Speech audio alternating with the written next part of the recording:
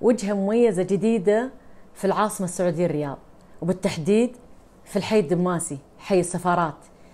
حي السفارات من أقدم الأحياء الموجودة في الرياض، ومن أجملها، بنية تحتية جميلة جدا جدا جدا.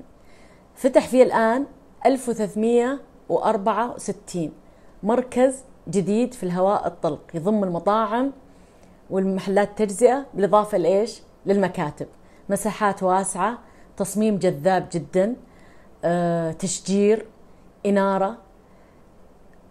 ورالفز أول رالفز بيفتح في السعودية، وفيه لقيت سدل فاتح وجزين، وكمان متجر اسمه كياني، براند سعودية معنية بلبس الرياضة والاستدامة في من خلال التصنيع بمعايير عالمية.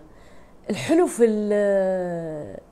المركز الجديد التفاصيل الجميلة، النوافير، الشلالات، طريقة الإنارة، ونيس الواحد وهو ماشي كذا مسفل مسفل مسفل كذا، يعني يحس كذا إنه في مكان لطيف جدا.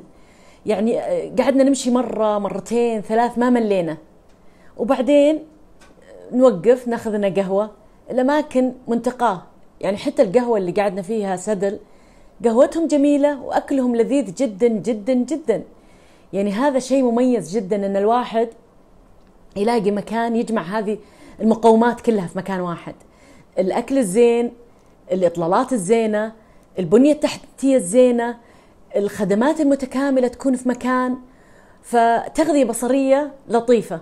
فهذا المكان اللي كنا فيه البارح صراحة أسعدنا، وأتمنى إن شاء الله نشوفه مكتمل كامل بكل المحلات اللي فاتحة فيه قريبا.